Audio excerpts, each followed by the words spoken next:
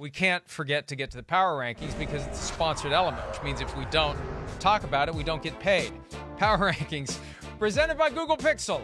The last power rankings of the season, and the number one team, the San Francisco 49ers. Best team in football right now. Best team in football. I don't know how Brock Purdy's going to play in the playoffs. Nobody knows. And if he would get injured, somebody raised this point with me yesterday, and I don't want to put the jinx on the guy, but if he would get injured, they would be extremely screwed, I think.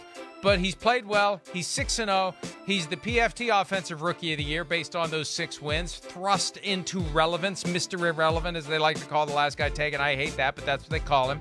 Chris, they're the number one team right now. And I know the Bills are the sentimental favorite, but the 49ers, in my mind, are the best team in the NFL. Yeah, I'm one with you. I don't think you can argue that right now. When you just talk about team, definitely. I mean, again, and we kind of discussed this last week. I mean, they're not winning games. I mean, they're dominating teams and like doing it all different ways. Brock Purdy throwing touchdown passes, running balls, up the middle for a 30-yard touchdown. Defense, creating touchdowns themselves or creating a short field for the offense. I mean, they're really got everything. I think the only thing we're looking at with the 49ers is just, yes, how's Brock Purdy going to react to playoff football and better qualities of team? And,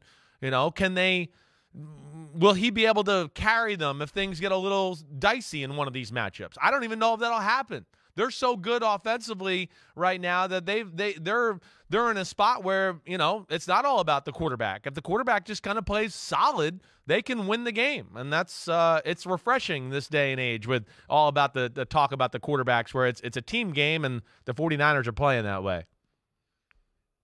I expect the Seahawks in the playoffs, and we'll be talking about this plenty as the week continues, to do everything they can to sell out to try to stop the run. To stop the run. They may not be able to, but they're going to do everything they can to take the run away and force Brock Purdy to beat them with his decision-making and with his passing abilities. I have 2 teams I see this who are ranked high enough to be playoff teams, even though they're not. And if you're an NFC playoff team, be very glad the Lions aren't in. And if you're an AFC playoff team, be very glad the Steelers aren't in.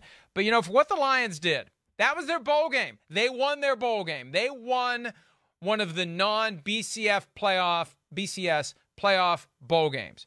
They deserve to be in the top 10. I know they're 9-8. Blah, blah, blah. I know. But I don't care. They are one of the top 10 teams in the NFL right now. And I was tempted to put them even higher than 7. I thought about making them 6 and dropping the Vikings to number 7. And I should have. You know why? Because if they played right now in Minnesota or in Detroit, the Lions would beat them. Yeah, I hear you there. So I should have put them higher. I like that you did this. I don't think you're wrong here. To have them in this spot. Again, I don't know if I'd have them. I think you got the Cowboys a little low. That would be my one assessment. I know it wasn't good last week. They've looked like crap lately. I know. They've also played in 2 games where I'd go, it's hard to get motivated and play too. So that's where I'm a little undecided. I mean, I'm not saying you're wrong. That's just where I go. Because the Tennessee Titans game, they won by 14 points. They made a few mistakes. They were unmotivated because the Titans weren't playing any of the starters. They knew they were going to win the game. Same thing a little bit last week too. It didn't have a good look. I hear you. But I'm hear you though with the Lions and having there. I think the way the season ended, right? And screwed the playoffs. They are one of the 10 best teams in football. I'm not mad at you at all for that. They played good football and were dangerous down the stretch, and really, playing better football than some of the teams we got in the playoffs. And again, think of how I don't know what the Lions would have done if they would have ended up the number 7 seed against the 49ers. I really don't. I think the Seahawks are a more dangerous team for the 49ers to face because the Seahawks know them well. They're in the same division. They're not intimidated. Yeah. They're not just happy to be there. Pete Carroll's never happy to be there. He wants to go win. I'm not saying the Lions would have been just happy to be there, but my point is the Lions, I think, could have made some noise in the postseason, and I think they could compete with pretty much everyone on this list right now. And what they did on Sunday night was special. It was memorable, and it was exciting.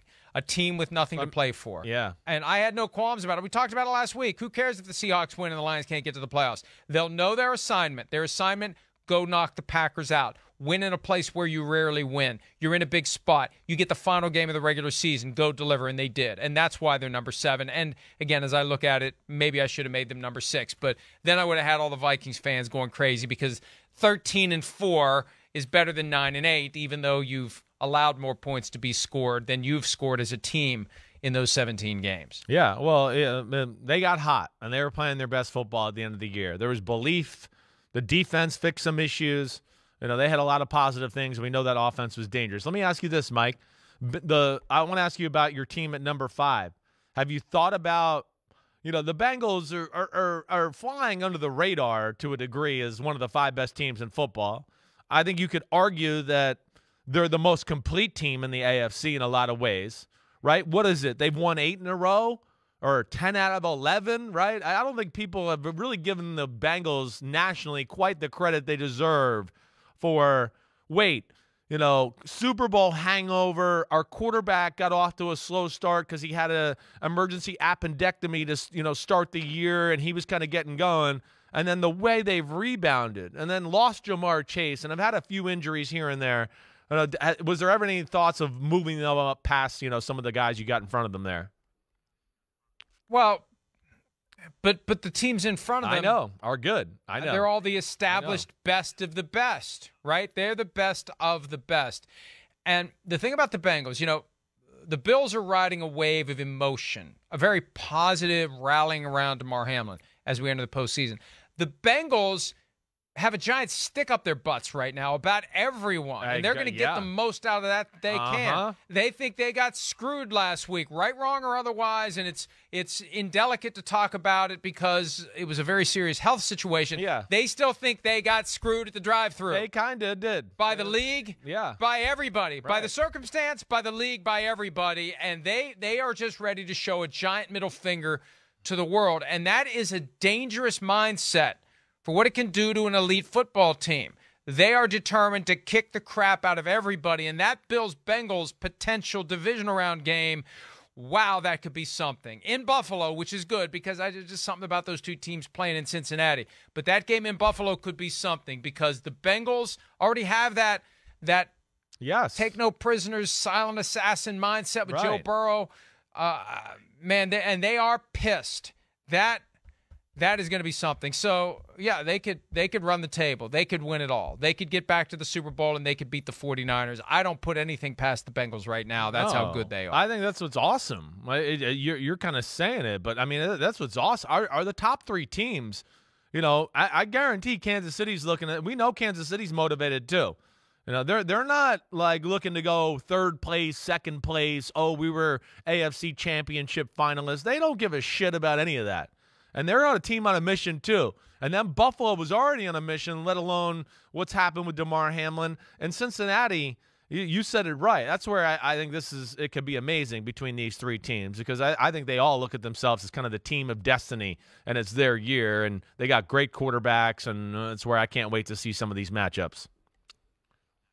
Real quick question from GR Smith 2008 on our way out here. Most and least surprising finishes. For me, I'm going to go top and bottom. 49ers, number 1. I didn't expect it this year with all the quarterback questions and the sense of turmoil and really where are they right now.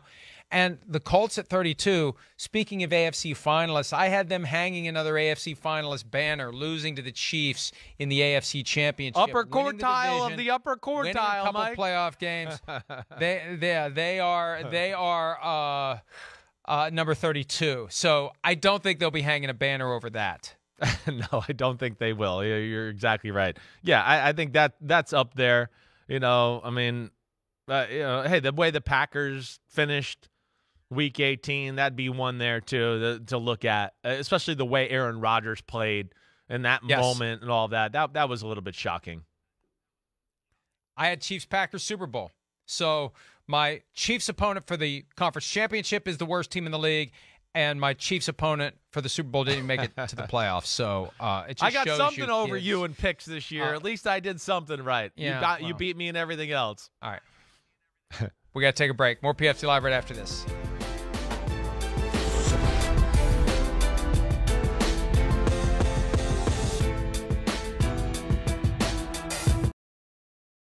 Hi, I'm Mike Tirico, and thanks for watching. Make sure to hit subscribe for the latest news and highlights from NBC Sports.